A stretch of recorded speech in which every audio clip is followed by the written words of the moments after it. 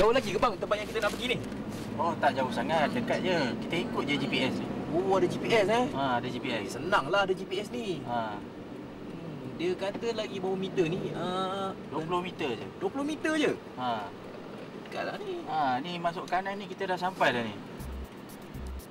Sebelum meninjau lebih banyak aktiviti dan sosioekonomi penduduk di Mukim Matang, Zana membawa saya ke pusat ekopelajaran Hutan Paya Laut seluas kira-kira lebih 40 hektar di Kuala Sepetang.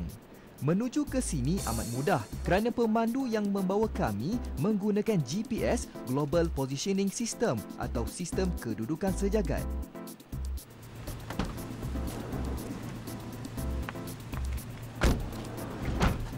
Ya, Pak. Ya. Ni kita dah sampai mana ni? Sebelum kita melawat kawasan Mukim Matang ni, kita pergi dulu ke Pusat Ekopelajaran Hutan Paya Laut Kuala Sepetang. Oh, dekat Kuala Sepetang. Cantik kawasan ni. Jadi apa menarik ada kat dalam ni? Apa yang menarik kat dalam, nanti kita pergi tengok kat dalam. Tapi sebelum tu, Assalamualaikum, salam satu Malaysia. Bersama kita sekali lagi dalam rancangan Anjung Bistari. Dan untuk minggu ini, Anjung Bistari akan bersiaran di Komuniti 1 Malaysia, Mukim Matang di Perak. Dan di sebelah saya, tak kenal lagi nama. Nama siapa ni? Nama Nur Syazana binti Yusof. Panggil Ana. Panggil Ana je lah. Yeah. Jadi Ana ni lah yang akan menunjukkan saya tempat-tempat menarik yang ada di Komuniti 1 Malaysia, Mukim Matang. Jadi apa yang ditunggu? Jom kita masuk dalam.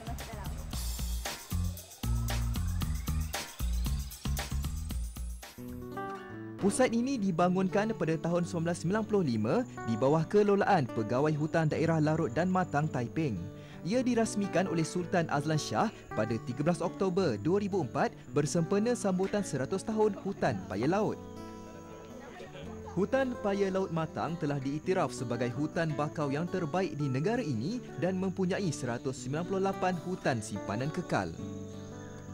Salah satu daripadanya dijadikan sebagai pusat ekopelajaran Hutan Paya Laut Matang. Pelbagai spesies flora dan fauna terdapat di pusat ini. Selain menjadi pusat penyelidikan dan pembelajaran tentang paya bakau laut, Pusat Ekopelajaran Hutan Paya Laut Matang sering dijadikan tempat untuk beriadah selain boleh menginap di 6 chalet dengan kadar sewaan RM30 semalam. Di sini terdapat juga Dewan Pelantar untuk sesi seminar dan motivasi serta tapak kemah bagi pengunjung.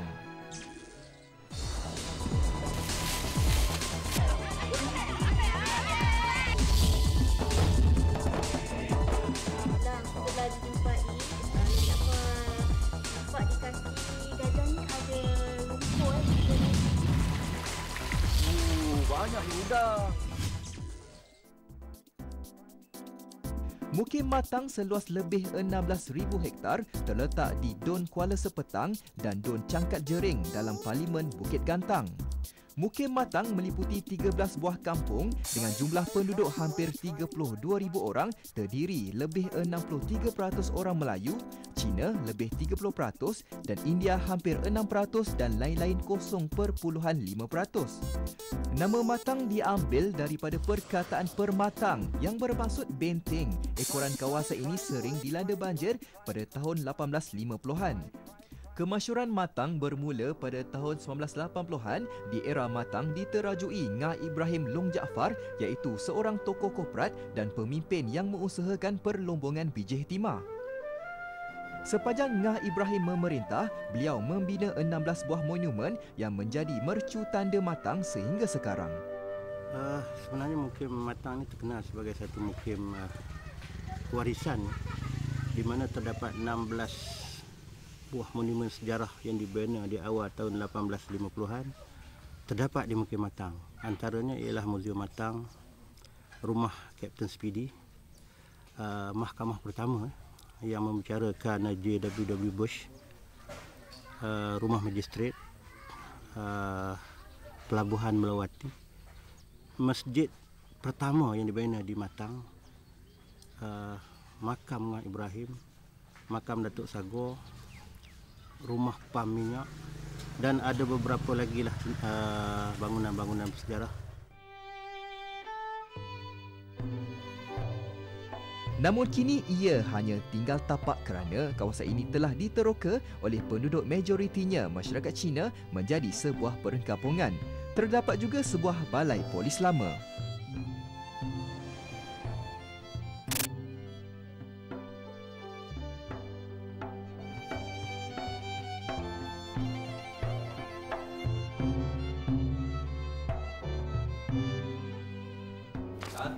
mana ni? Okey, sekarang kita dah sampai di rumah Ngah Ibrahim. Rumah Ngah Ibrahim? Ya. Betul ke? Betul lah. Sebab tadi saya baca kat depan tu Muzium Matang. Sekarang dulu rumah Ngah Ibrahim. Sekarang telah dikenali sebagai Muzium Matang. Oh, dia dah tukar nama lah. Ya. Ana, apa ada dekat dalam muzium ni? Kalau kita nak tahu apa ada dalam muzium ni, kita pergi jumpa Puan Hida, merupakan ketua muzium kat sini. Jom. Jom. Ni Puan Hida ni? Ni. Assalamualaikum. Waalaikumsalam. Okey, selamat datang ke Muzium Matang. Ya, selamat Terima datang. kasih masuk. Ya, terima kasih. Alamak Puan, ni besar yang gajah ni. Apa kena-mengena gajah ni dengan muzium ni, Puan? Gajah ni ada nama. Oh, ada nama?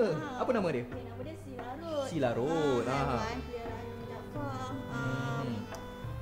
Menurut cerita orang tua dulu, gajah ni telah hilang 3 hari. Dah hilang? Hilang. Setelah dijumpai, Long Jaafar nampak di kaki gajah ni ada lumpur. Bila dia selidik, lumpur tu ada biji timah. Bukan sekadar lumpur. Dari situ bermulalah perusahaan biji timah. Di Perak lah. Di Perak. Jadi barulah tahu sebenarnya ada biji timah dekat Perak ni, ya Puan? Ya. Berada di Muzium Matang ini, pengunjung boleh melihat pameran pelbagai catatan sejarah terutama riwayat hidup Ngah Ibrahim dan Long Jaafar termasuklah koleksi dan artifak sejarah Perak. Puan Zairul menjelaskan kompleks sejarah Kota Ngah Ibrahim asalnya merupakan rumah Ngah Ibrahim Long Jaafar, seorang bergelar orang kaya besar iaitu orang Melayu pertama tahun 1840 membuka perusahaan lombong biji timah di kawasan Larut Matang dan Selama. Di bahagian bawah, terdapat sebuah penjara sementara menempatkan Ngah Ibrahim sebelum dibicarakan oleh Mahkamah British yang terdapat di bahagian atas Muzium Matang ini. Oh, inilah penjara dia. Sini Faziana, bangunan ini pernah dijadikan oleh Inggeris sebagai penjara untuk mempenjarakan pejuang Melayu kita lah yang terlibat dengan kes pembunuhan General Bush. Pejuang Melayu kita tu seperti Datuk Mahathir Lelam, Datuk Sago dah mengikut dia lah. Dipenjarakan sementara di sini, sementara menunggu hari perbicaraan di tingkat atas. Di atas dijadikan mahkamah juga. Oh, kayaknya dekat muzium ni pun ada mahkamah juga. Mahkamah. Lepas tu dalam ni kita ada artifak gali lah yang zaman dulu punya pasung untuk pasung. Pasung. Yang digunakan masa zaman dahulu lah. Yang ni memang original lah. Asal.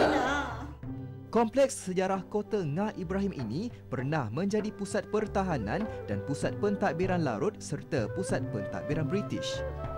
Pada tahun 1913 hingga 1922, ia digunakan sebagai maktab perguruan Melayu Matang dan sekolah Melayu. Semasa zaman pendudukan Jepun di Tanah Melayu, Muzium Matang ini menjadi markas tentera Jepun pada tahun 1941 hingga 1945. Bermula tahun 1985, Muzium Matang ini diserahkan dan ditadbir oleh Jabatan Muzium Malaysia.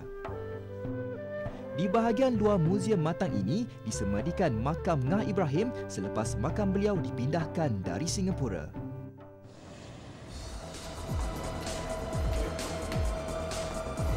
Selain daripada menghasilkan roti ban, kilang roti ria juga menghasilkan KIC berbagai jenis.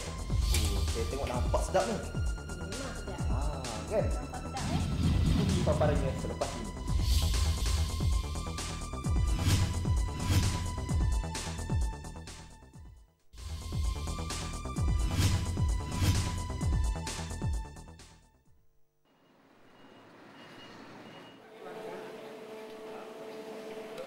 Di Mukim Matang ini, terdapat sebuah kilang roti, satu-satunya kilang diusahakan Bumiputra dan terkenal di Perak. Bermula sejak tahun 1982, dengan modal sebanyak RM5,000, pengusahanya Datuk Haji Ahmad Mansur kini boleh berbangga kerana kilang roti dan kek ria Sendirian Berhad menjadi pembekal utama roti ke kamp tentera, penjara, hospital dan sekolah-sekolah di sekitar Perak.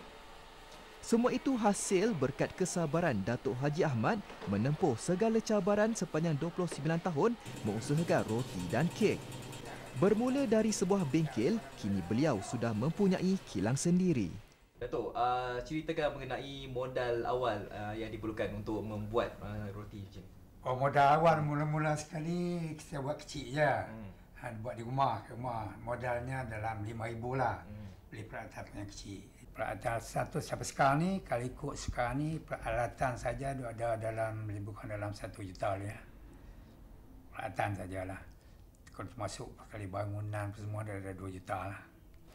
Dilengkapi 2 mesin pembuat roti ban, 4 mesin pengguli, 4 mesin perata dan 2 mesin pembungkus. Kilang ini berupaya mengeluarkan 5 hingga 10,000 produk sehari seperti roti ban, roti burger dan pizza. Dibantu anak perempuannya Mila dan 20 orang pekerja serta 2 mesin pembuat kek, kilang roti Ria ini juga mengeluarkan pelbagai jenis kek icing. Pun begitu, kek icing ini hanya diperbuat mengikut tempahan pelanggan.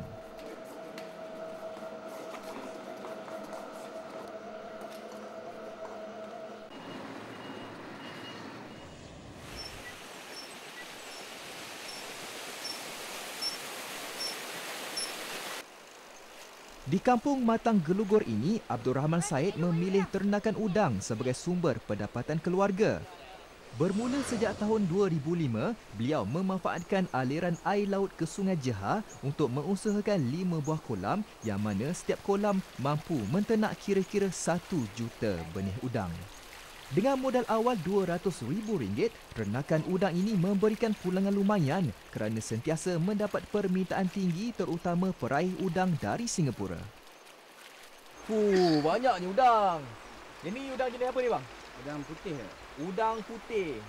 Yang ni usia berapa hari ni bang? Yang ni usia dia baru 41 hari. 41 hari ya. Jadi masa ni lah mula-mula abang buat perusahaan udang ni ya. Ya. Berapa modal yang diperlukan dulu?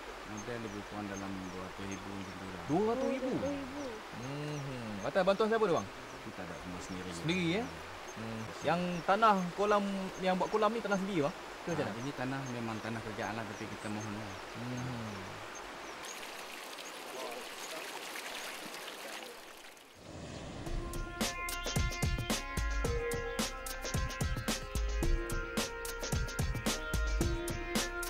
Kawasan tanah berpaya di Kampung Matang Gelugor ini juga amat sesuai untuk menternak ikan air tawar dan ketam. Menyedari potensi pasaran ketam begitu tinggi, seorang peraih ketam, Saidin Osman, sanggup membelanjakan RM30,000 sebagai modal awal untuk meraih ketam daripada nelayan di sekitar kampung berkenaan. Ketam-ketam jenis nipah ini dibela sementara sebelum dijual kepada pelanggan dan pengusaha restoran. Beliau memanfaatkan tanah rizab Jabatan Parit dan Saliran bagi membina kolam untuk menternak 700 hingga 1,000 ekor ketam nipah. Ketam nipah ni memang sesuai untuk air macam ni ya? Sesuai. Memang sini memang sesuai lah tanipah. Ni baka dari mana ni bang abang dapat? Yang ni sebenarnya nelayan tangkap. Nelayan tangkap? Nelayan tangkap. Yang mana yang dah isi dah cantik, saya terus pasarkan. Yang mana yang tak ada isi lagi, saya simpan dulu di sini. Lebih kurang 10 ke 15 hari, baru saya pasarkan. Oh, baru pasarkan lah. Ini ada lagi ni. Ini besar. Ni saiz ni lah. Ini besar ya? Ni saiz ni 3 ekor 1 kilo lah. Pasaran ketam nipah memang lumayan. Ketam nipah jantan grade A dijual RM25 sekilogram, manakala ketam betina grade B dijual RM20 sekilogram.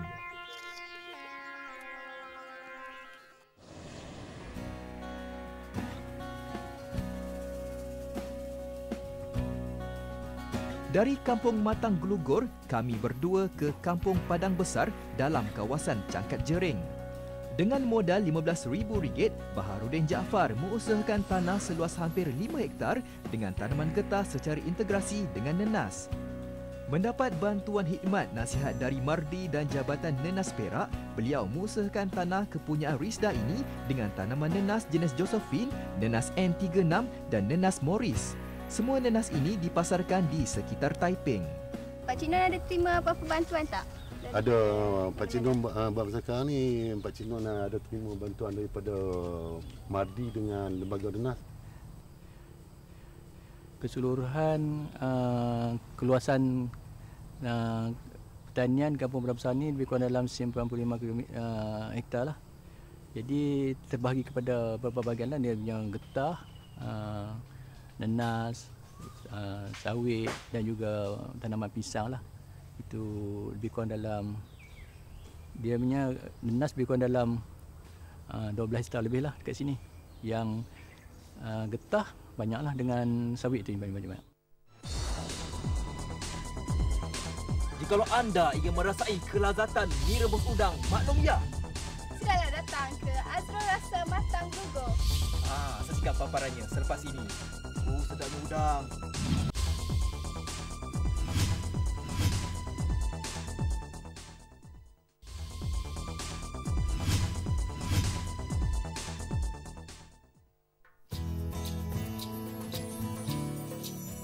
Kita nak masak apa? Kita kenal dulu Puan Rohaya. Rohaya ya. Ataupun Mak Lunya. Mak Long ya. Ya. Jadi Mak Long ya ni nak masak apa? Mi rebus udang. Mi rebus udang. Jadi bahan-bahan antaranya ubi. Kena ada ubi Ni ubi ya. Oh, Ubi, cabai, udang. Udang. Lepas tu kita blend. Kita campur sekali. Campur sekali blend semua. Tu. Lepas tu kita masak dulu. Fazli, di Mukim Matang ni ada banyak makanan-makanan yang sedap. Oh, iya ke? Ada mi udang, mi udang. mi banji udang, laksa udang. Lepas tu yang kita nak akan tengok ni mi rebus udang. Wah, semuanya pasal udang ni. Di sini memang sinonim dengan udang. Dia kena kuah banyak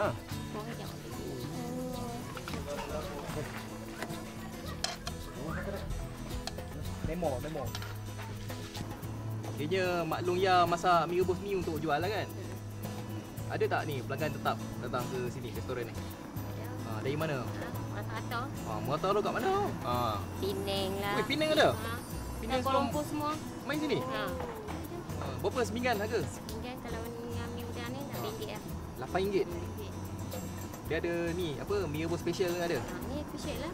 Special, dia buat apa? Kalau nak buat ayam pun boleh lah. Kalau special udang lebih lah. Udang besar-besar lah. Besar lah. Cuba besar tu. Nak besar mana lagi. Udang galah? Udang galah ada. Special.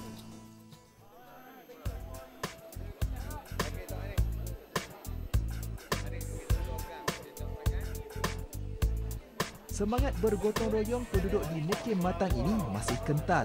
Paling membanggakan, semua lapisan masyarakat ringan tulang sama-sama menjayakan apa juga aktiviti kemasyarakatan diadakan di sini. Perpaduan dan kerjasama pelbagai masyarakat ini ditunjukkan sewaktu mengecat balai raya di Kampung Jeha.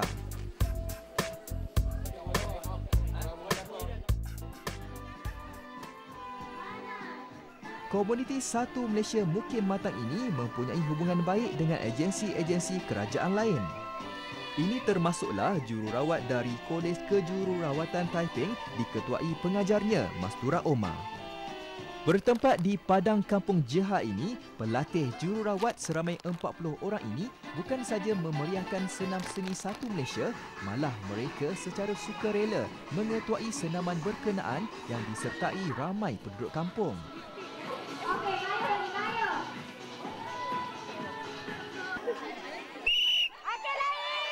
Selain menjayakan senam seni Satu Malaysia, pelatih jururawat ini juga sepakat menjayakan sukan rakyat bermula daripada peringkat membuat garisan sehinggalah ke acara sukaneka dijalankan.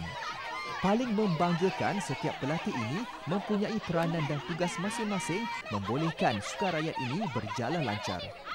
Penglibatan mereka yang turun padang bermesra dengan penduduk kampung wajar dijadikan teladan.